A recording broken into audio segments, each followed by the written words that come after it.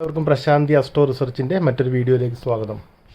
ഈ വീഡിയോയിൽ പറയുന്നത് 2025 ഏപ്രിൽ മാസം മീനക്കൂറുകാർക്ക് എപ്രകാരമാണെന്ന് പറയുന്നത്. പുരുട്ടാതി അവസാന കാൽഭാഗവും ഉത്രട്ടാതിയും രേവതിയും ഉൾപ്പെടുന്ന 2.25 നക്ഷത്രങ്ങളാണ് മീനക്കൂറിലുള്ളത്. ഇവരെ പറ്റി പറയുമ്പോൾ എടുത്തു പറയേണ്ട കാര്യം, മീനക്കൂറുകാർക്ക് മാർച്ച് മാസം 29-ാം തീയതി ജന്മശനി എന്നൊരു ദോഷം ആരംഭിച്ചു. ഏഴശനിയിൽ തന്നെ അല്പം ദോഷമുള്ളൊരു സമയമാണ് മധ്യഭാഗമായിട്ടുള്ള ജന്മശനി. കൂടാതെ വ്യാഴം ഇവരുടെ ചന്ദ്രരാശിയുടെ 3-ൽ സഞ്ചരിക്കുന്ന കാലവും കൂടിയാണ്. 3-ൽ വ്യാഴം അത്ര നല്ലൊരു ഗ്രഹസ്ഥിതിയല്ല. അതുപോലെ തന്നെ ജന്മശനി ഇവർക്കുണ്ട്. എന്നാൽ കുറച്ച് ആഴ്ചകൾക്ക് ശേഷം വ്യാഴമാറ്റത്തോടു കൂടിയിട്ട് ഇവർക്ക് കേന്ദ്രഭാവത്തിലേക്ക് വ്യാഴം മാറുമ്പോൾ അല്പം ആശ്വാസം ലഭിക്കും. അപ്പോൾ അതുവരെയുള്ള ഒരു കുറച്ച് സമയം നല്ലതല്ല എന്ന് നമുക്കറിയാമല്ലോ. അപ്പോൾ ആ സമയത്തിന് നമ്മൾ കുറച്ച് ആഴ്ചകളേ ഉള്ളൂ. അതെങ്ങനെ പ്രതിരോധിക്കാമെന്നും എന്തൊക്കെ കാര്യങ്ങളാണ് ഓരോ മേഖലയിലും ശ്രദ്ധിക്കേണ്ടതെന്നും അതിൻ്റെ പരിഹാരങ്ങൾ എന്തൊക്കെയാണെന്നും ഒന്ന് ശ്രദ്ധയോടെ കേൾക്കുമല്ലോ, നിങ്ങൾക്കത് ഉപകാരപ്പെടും. ഈ മാസത്തെ ഗ്രഹസ്ഥിതി നമുക്കൊന്ന് പരിശോധിക്കാം. മീനം രാശിയിൽ തന്നെ 5 ഗ്രഹങ്ങളുണ്ട്. സൂര്യൻ, ബുധൻ, ശുക്രൻ, ശനി, രാഹു.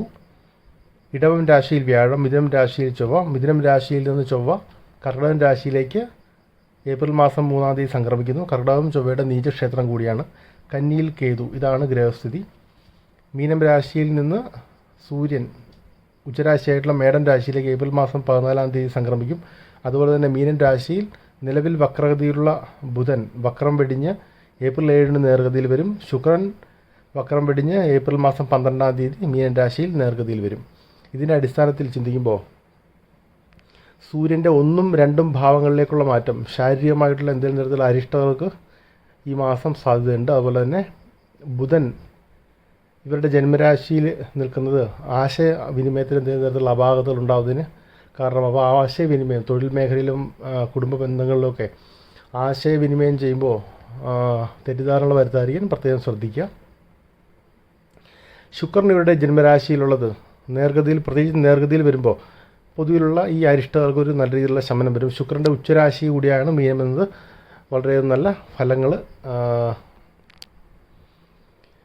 ഏപ്രിൽ മാസം 12-ാം തീയതിക്ക് ശേഷം ഈ രാശിക്കാർക്ക് നൽകും. ചൊവ്വ ഇവരുടെ 5-ാം ഭാവത്തിൽ, മനഃസ്ഥാനമായിട്ടുള്ള 5-ൽ ചൊവ്വയുടെ സ്ഥിതി അതല്പം ടെൻഷനോ ആകാംക്ഷയൊക്കെ ഉണ്ടാക്കുന്ന ഒരു സ്ഥിതിയാണ്.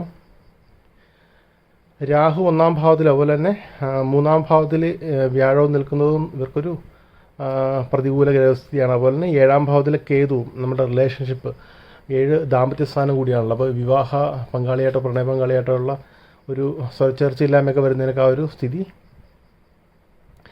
കാരണം. അതുപോലെ തന്നെ ശനിയുടെ 1-ാം ഭാവത്തിലെ സ്ഥിതിയാണ് നമുക്ക് കൂടുതലായിട്ട് ദോഷകരമായിട്ട് വരുന്നത്. അപ്പോൾ പൊതുവിൽ ഇപ്പോൾ വ്യാഴത്തിൻ്റെ സ്ഥിതി ഏതാനും ആഴ്ചകൾക്കുള്ളിൽ തന്നെ മാറും. അപ്പോൾ പൊതുവിലൊരു നമുക്കൊരു സുഖകരമല്ലാത്ത മാസമായിരിക്കും ഈ രാശിക്കാർക്ക് ഈ മാസം.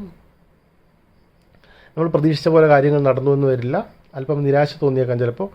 സാമ്പത്തിക രംഗത്തും നമുക്ക് പ്രതീക്ഷിക്കുന്നൊരു വളർച്ചയും പുരോഗതിയൊന്നും പ്രതീക്ഷിക്കാൻ കഴിയാത്തൊരു മാസമാണ്. കൂടുതൽ പ്രതീക്ഷകൾ വയ്ക്കാതിരിക്കുക എന്നുള്ളതാണ്. നമ്മുടെ പ്രതീക്ഷകളെ ഒന്ന് നിയന്ത്രിക്കുക. കൂടുതൽ പ്രതീക്ഷിച്ചാലാണ് നമുക്ക് നിരാശ വരുന്നത്. പ്രതീക്ഷകളൊന്ന് നിയന്ത്രിക്കുക. പ്രതികൂലമായൊരു സമയമാണെന്ന് അറിഞ്ഞിരിക്കുക. എങ്കിലും ഈ ജന്മശനി കാലത്തെ പ്രതികൂലമായ മാസം ഇത് തന്നെയാണ്. അപ്പോൾ നമ്മളൊന്ന് മുൻകൂട്ടി ഓരോ മേഖലയിലും നമുക്ക് എങ്ങനെ ഇത് ബാധിക്കുന്നുവെന്നും നമ്മൾ എന്ത് കാര്യങ്ങളൊക്കെ ശ്രദ്ധിക്കേണ്ടതെന്നും ഒന്ന് മനസ്സിലാക്കിയിരിക്കാം. ആരോഗ്യകാര്യങ്ങളിൽ പ്രത്യേക ശ്രദ്ധ ജന്മശനി കാലത്ത് വേണം. പ്രത്യേകിച്ച് വ്യാഴത്തിൻ്റെ സ്ഥിതി കൂടി പ്രതികൂലമായിരിക്കുന്ന ഒരു മാസത്തിൽ ഇവർക്ക് ശസ്ത്രക്രിയകൾക്കൊന്നും എന്തെങ്കിലും ചെയ്യാൻ വേണ്ടി പ്ലാൻ ചെയ്തിട്ടുണ്ട്, അതൊക്കെ മാറ്റി വയ്ക്കുക. കാരണം ഈ ഒരു മാസം അതിന് അനുകൂലമല്ല ഒട്ടും. തീരെ നടത്തിയേ മതിയാകും എന്നുള്ളതാണെങ്കിൽ ഡോക്ടർ നിർദ്ദേശപ്രകാരം ചെയ്യാവുന്നതാണ്. അല്ലാതെ കഴിയുമെങ്കിൽ ഒഴിവാക്കുന്നതിന് ഏറ്റവും നല്ലത്. അതുപോലെ തന്നെ രാത്രിയിലൊക്കെ യാത്ര ചെയ്യുന്നവർ, വാഹനം ഓടിച്ച് യാത്ര ചെയ്യുന്നവരൊക്കെ ശ്രദ്ധിക്കുക. ഇവർക്ക് എന്തെങ്കിലും തരത്തിലുള്ള മയക്കം വരാനുള്ളൊരു സാധ്യതയൊക്കെ ഉണ്ട്. അപ്പോൾ വളരെയധികം ശ്രദ്ധിക്കുക. അപകടങ്ങൾ ഉണ്ടാകാണ്ട് സൂക്ഷിക്കുക. ചെറിയ രീതിയിലുള്ള ശാരീരിക വ്യായാമങ്ങളും അതുപോലെ തന്നെ മിതമായിട്ടുള്ള ഭക്ഷണ ക്രമീകരണങ്ങളായിരിക്കും ഇവർക്ക് ഈ മാസം നല്ലത്. കഠിനമായിട്ടുള്ള വ്യായാമങ്ങളൊക്കെ ഒഴിവാക്കുന്നതായിരിക്കും ഈ മാസം അവർക്ക് നല്ലത്. കുടുംബ ബന്ധങ്ങളെ പറ്റി ചിന്തിക്കുമ്പോൾ അനാവശ്യമായിട്ടുള്ള വാഗ്വാദങ്ങൾക്കും തെറ്റിദ്ധാരണകൾക്കും ചെറിയ വഴക്കുകൾക്കൊക്കെ സാധ്യതയുള്ളത് കൊണ്ടിട്ട് നമ്മുടെ ആശയവിനിമയത്തിൻ്റെ ബുധൻ പറഞ്ഞുവല്ലോ, ആ ഒരു ജന്മരാശിയിലെ സ്ഥിതി നല്ലതല്ല. ആശയവിനിമയത്തിൽ അപാകതകൾ വരാം. നമ്മൾ പ്രതീക്ഷിക്കുന്നതായിരിക്കും നമ്മൾ പറയുന്നത്. അപ്പോൾ സംസാരം വളരെയധികം ശ്രദ്ധിക്കുക. ക്ഷമയും സഹിഷ്ണുതയും വളരെ ആവശ്യമായിട്ടൊരു മാസമാണ്. കുടുംബത്തിൽ എന്തെങ്കിലും തരത്തിലുള്ള പ്രശ്നങ്ങൾ ഉണ്ടായിരുന്നെങ്കിൽ അത് രൂക്ഷമാകാനുള്ള സാധ്യതകളുണ്ട്. ചിലപ്പോൾ ഉറക്കത്തിന് ചിലപ്പോൾ തടസ്സങ്ങൾ ഉണ്ടായേക്കാനൊക്കെ സാധ്യതയുണ്ട്, ടെൻഷനും ആകാംക്ഷയും കാരണം. പൊതുവിലൊന്ന് സംസാരം ശ്രദ്ധിക്കുക എന്നുള്ളതാണ് ഇവരോട് കൂടുതലായി പറയേണ്ടത്. പിന്നെ അതുപോലെ തന്നെ യാത്രകൾ ചെയ്യുന്നവരും ശ്രദ്ധിക്കുക. പ്രണയ പങ്കാളിയുമായിട്ടും ജീവിത പങ്കാളിയായിട്ടുള്ള ബന്ധങ്ങൾക്കൊക്കെ അല്പം പ്രതീക്ഷിച്ച പോലുള്ള ഫലങ്ങൾ കിട്ടാത്തൊരു മാസമാണിത്. നമ്മൾ ചെയ്യേണ്ടതെന്ന് വെച്ചാൽ നമ്മൾ എത്ര തന്നെ നന്നാക്കാൻ ശ്രമിച്ചാലും അത് പ്രതികൂലമായിട്ട് വരുന്ന രീതിയിലുള്ള അനുഭവങ്ങൾ നമുക്ക് വരാം. അപ്പോൾ ശ്രദ്ധിച്ചില്ലെങ്കിൽ ബ്രേക്കപ്പിന് പോലും സാധ്യതയുള്ളൊരു മാസമാണ്. കാരണം വ്യാഴത്തിൻ്റെ സ്ഥിതിയും പ്രതികൂലമായതുകൊണ്ട് അങ്ങനെ പറയുന്നത്. അപ്പോൾ നമ്മൾ വളരെയധികം ശ്രദ്ധിക്കുക. നമ്മൾ വാക്കുകളൊന്നും മിതപ്പെടുത്തുക. അധികം ആവശ്യമുള്ളത് മാത്രം സംസാരിക്കുക. അധികം സംസാരങ്ങൾക്കും പ്രത്യേകിച്ച് ആർഗ്യുമെൻറ്റുകൾക്കൊന്നും പോകാതിരിക്കുക എന്നുള്ളതാണ് ശ്രദ്ധിക്കേണ്ടത്. അപ്പോൾ ഇങ്ങനെ എന്തെങ്കിലും തരത്തിലുള്ള പ്രശ്നങ്ങളുണ്ടെങ്കിൽ നമ്മൾ തന്നെ സംസാരിച്ചത് വഷളാക്കാൻ ശ്രമിക്കാതെ കുടുംബാംഗങ്ങളെയോ അല്ലെങ്കിൽ സുഹൃത്തുക്കളെയൊക്കെ ഉൾപ്പെടുത്തി സംസാരിക്കുന്നതായിരിക്കും കൂടുതൽ നല്ലത്. അങ്ങനെയൊക്കെ ശ്രദ്ധിച്ചു കഴിഞ്ഞാൽ കൂടുതൽ പ്രശ്നങ്ങളില്ലാതെ തന്നെ ഈ ഒരു ഘട്ടം നമുക്ക് തരണം ചെയ്ത് മുമ്പോട്ട് പോകാവുന്നതാണ്. തൊഴിൽ മേഖലയിൽ ജോലി ഭാരം വർദ്ധിക്കാനുള്ള സാധ്യത, ജന്മശനിയിൽ പ്രധാനപ്പെട്ട ഒരു ഡ്രോബാക്കാണ് ജോലി ഭാരം വർദ്ധിക്കാനുള്ളൊരു സാധ്യത വരുന്നത്. അതുപോലെ തന്നെ ഓഫീസ് പൊളിറ്റിക്സ്, നമ്മളോട് അസൂയുള്ള ആൾക്കാർ എന്തെങ്കിലും തരത്തിലുള്ളൊരു ഏഷണി പറയുക, അങ്ങനെയൊക്കെയുള്ള കാര്യങ്ങൾ ചെയ്യാനുള്ള സാധ്യതയുണ്ട്. അപ്പോൾ നമുക്കെതിരെ മറ്റുള്ളവർക്ക് തിരിയാനൊരു സാധ്യത. നമ്മുടെ സംസാരം വളരെ ശ്രദ്ധിച്ചു കഴിഞ്ഞാൽ, അതുപോലെ തന്നെ നമ്മൾ ശ്രദ്ധിക്കേണ്ട കാര്യം കൃത്യനിഷ്ഠ പാലിക്കുക. ഓഫീസിൽ പോകാനും വരുന്നതൊക്കെ സമയനിഷ്ഠ പാലിക്കുക. അതുപോലെ തന്നെ ഇമെയിൽ തുടങ്ങിയ റൈറ്റിംഗ് ആയിട്ടുള്ള അതൊക്കെ നമ്മൾ ഒരിക്കലും അയച്ചാൽ എന്നും അതൊരു തെളിവായിട്ടിരിക്കുക. അപ്പോൾ നമുക്ക് എന്തെങ്കിലും തരത്തിലുള്ള ഇമെയിൽ കമ്മ്യൂണിക്കേഷനൊക്കെ ചെയ്യുമ്പോൾ പെട്ടെന്നുള്ള ക്ഷോഭത്തിൽ മറുപടി അയക്കാതിരിക്കുക. അതുപോലെ നമ്മൾ വളരെയധികം ശ്രദ്ധിച്ച് മാത്രം അതിന് മറുപടി അയക്കുകയും അത്തരം സന്ദേശങ്ങൾ അയക്കുകയും ചെയ്യുക. ഒരു നയപരമായ ഡിപ്ലോമാറ്റിക്കായ ഒരു സമീപനം, എല്ലാവരുടെ ആവശ്യത്തിന് മാത്രം തൊഴിൽ മേഖലയിൽ അവർ പറയേണ്ടത് മാത്രം പറയുക, പറയേണ്ടത് പറയേണ്ട, അങ്ങനത്തെ ഒരു സമീപനം. വ്യക്തിപരമായിട്ടൊന്നും തന്നെ വ്യക്തിപരമായ ബന്ധങ്ങളൊക്കെ ഒന്ന് കുറയ്ക്കുന്നതാണ് തൊഴിൽ മേഖലയിൽ ഇവർക്ക് ഈ മാസം നല്ലത്. ഇങ്ങനെയെങ്കിൽ കുഴപ്പങ്ങളിൽ നിന്നൊക്കെ ഒഴിഞ്ഞിരിക്കാൻ സാധിക്കും. സാമ്പത്തികം ഞെരുക്കത്തിന് സാധ്യതയുള്ള മാസമാണിത്. ചിലവ് നിയന്ത്രിക്കുന്നത് നന്നായിരിക്കും. 2ാം ഭാവാധിപൻ 5-ൽ നീചരാശിയിലാണ് നിൽക്കുന്നത്. നീചഭംഗമുണ്ട്, പക്ഷേ നീചരാശിയിലാണ് നിൽക്കുന്നത്. അതുകൊണ്ട് ധനസ്ഥിതി ഒന്ന് ശ്രദ്ധിക്കുക. ലോൺ എടുക്കുമ്പോൾ വളരെയധികം ആലോചിച്ച് മാത്രം എടുക്കുക. ചിലവ് വളരെയധികം നിയന്ത്രിക്കണം എന്നുള്ളത് പരമ പ്രാധാന്യം അർഹിക്കുന്നു. വിദ്യാഭ്യാസ കാര്യങ്ങൾ ചിന്തിക്കുമ്പോൾ സ്കൂൾ കോളേജ് അഡ്മിഷനൊക്കെ നടക്കുന്ന സമയമാണല്ലോ. സ്കൂൾ കോളേജ് അഡ്മിഷനുകളൊക്കെ നമ്മളിത് പ്രതീക്ഷിച്ചതുപോലെയുള്ള രീതിയിലുള്ളൊരു വിഭാഗത്തിലോ ഒന്നും ചിലപ്പോൾ അഡ്മിഷൻ കിട്ടിയില്ല എന്ന് വരാം. എങ്കിൽ പോലും ലഭിച്ച ഇത് വിഭാഗത്തിൽ സ്വീകരിക്കുന്നതായിരിക്കും കൂടുതൽ നല്ലത്. കാരണം അല്ലെങ്കിൽ നമ്മുടെ ഒരു വർഷമോ ഒരു സെമസ്റ്ററോ ഒക്കെ നഷ്ടപ്പെടാനുള്ള സാധ്യതകളുണ്ട്. എങ്കിൽ നമുക്ക് അഡ്മിഷൻ ലഭിക്കും. നമ്മൾ വിചാരിച്ച പോലെ ആയിരിക്കില്ലെന്ന് മാത്രം. എങ്കിൽ നമുക്ക് അഡ്മിഷൻ്റെ തടസ്സങ്ങളൊന്നും ഉണ്ടാവില്ല, അഡ്മിഷൻ ലഭിക്കും. 5ാം ഭാവാധിപന് നീചഭംഗ രാജകത്തോടെ നിൽക്കുന്ന സമയമായതുകൊണ്ട് അഡ്മിഷൻ കിട്ടാതിരിക്കില്ല. അതുപോലെ വിദേശ രാജ്യങ്ങളിൽ ഉപരിപഠനത്തിലുള്ള വിസ അപേക്ഷിച്ചിരിക്കുന്ന ആൾക്കാർക്കൊക്കെ അത് കിട്ടും. പക്ഷേ കുറച്ച് താമസം എടുത്തേക്കാം. അല്ലെങ്കിൽ ചിലപ്പോൾ എന്തെങ്കിലും തരത്തിലുള്ള അഡീഷണൽ ഡോക്യുമെൻറ്റുകൾ ആവശ്യപ്പെട്ടേക്കാം. അങ്ങനെയൊക്കെ ആയിട്ട് താമസത്തിന് സാധ്യതയുണ്ട്.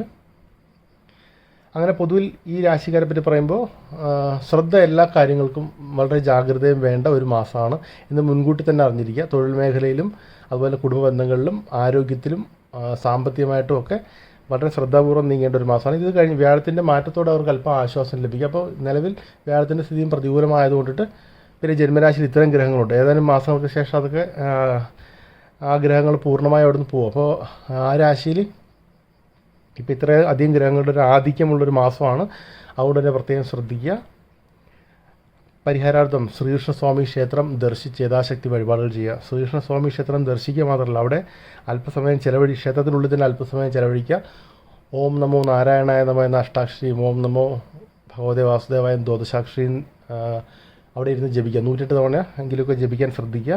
ശ്രീകൃഷ്ണൻ ഏറ്റവും പ്രിയങ്കരമായിട്ടുള്ള മഞ്ഞപ്പട്ട് സമർപ്പിച്ച് യഥാശക്തി വഴിപാടുകളും ചെയ്യുക. പാൽപ്പായസം, തൃക്കായ്വെണ്ണ, ശ്രീകൃഷ്ണന് താമരമാല, തുളസിമാല തുടങ്ങിയ വഴിപാടുകൾ സമർപ്പിക്കുക. അതുപോലെ തന്നെ ശനിയാഴ്ചകളിൽ ശാസ്താപ്രീതി വരുത്തുക. ശാസ്താക്ഷേത്രങ്ങൾ ദർശിച്ച് യഥാശക്തി വഴിപാടുകൾ, ശാസ്താവിന് നീരാഞ്ജനം, നെയ്വിളക്ക്, എള്ളുപായസം, എള്ളുകിഴി എന്നിവ സമർപ്പിക്കുക. അതുപോലെ തന്നെ ശിവപ്രീതിയും ഹനുമൽ പ്രീതിയും വരുത്താവുന്നതാണ്. ശിവന് ധാര, പിൻവിളക്ക്, കൂളമാല എന്നിവയും ഹനുമാൻ സ്വാമിക്ക് വെറ്റിലമാല, വടമാല തുടങ്ങിയ നിവേദ്യങ്ങളും സമർപ്പിക്കുക. വളരെയധികം പ്രാർത്ഥനാപൂർവ്വം ജാഗ്രതയോടെ ഈ രാശിക്കാർ മുമ്പോട്ട് പോയാൽ വലിയ കുഴപ്പങ്ങൾക്കൊന്നും സാധ്യതയില്ല. എല്ലാ കുഴപ്പങ്ങളും ഒഴിഞ്ഞിരിക്കാൻ സാധിക്കും. അതുപോലെ തന്നെ പ്രാതസ്നാനം സായാഹ്ന സ്നാനമൊക്കെ നടത്തി സാത്വിക ചിന്തകളോടെ ഇരുന്ന് കഴിഞ്ഞാൽ ഈ കുഴപ്പങ്ങളൊന്നും തന്നെ സംഭവിക്കുകയില്ല. കഴിയാവുന്ന വെജിറ്റേറിയൻ ഭക്ഷണം സ്വീകരിക്കുന്നതായിരിക്കും ഈ മാസം നല്ലത്. അപ്പോൾ ഇതൊക്കെയാണ് ഇവരുടെ പൊതുവിലുള്ള കാര്യങ്ങൾ. എല്ലാം മനസ്സിലേക്കാണെന്ന് വിചാരിക്കുന്നു. എന്തെങ്കിലും സംശയങ്ങളുണ്ടെന്ന് കമൻറ്റ് ബോക്സിൽ നിങ്ങൾക്ക് പറയാവുന്നതാണ്, അതിൻ്റെ മറുപടി തരാം. അപ്പോൾ നിങ്ങൾ ഇനിയും പ്രശാന്തി ആസ്ട്രോ റിസർച്ച് ചാനൽ സബ്സ്ക്രൈബ് ചെയ്തില്ലെങ്കിൽ സബ്സ്ക്രൈബ് ചെയ്യുക, നിങ്ങളുടെ സുഹൃത്തുക്കൾക്ക് ഷെയർ ചെയ്യുക. ഇനിയും അപ്ലോഡ് ചെയ്യുന്ന വീഡിയോസിൻ്റെ നോട്ടിഫിക്കേഷൻ ലഭിക്കുന്നതിന് വേണ്ടി ബെൽ ബട്ടൺ അമർത്തുക. അപ്പോൾ മീനക്കൂറുകാർക്ക് അല്പം തടസ്സങ്ങളൊക്കെ ഉള്ളൊരു സമയം അതിജീവിച്ച് പോകാനുള്ള ശക്തിയും ആത്മധൈര്യവും ഈശ്വരൻ നൽകട്ടെ എന്ന് ആശംസിക്കുന്നു, പ്രാർത്ഥിക്കുന്നു. നന്ദി, നമസ്കാരം.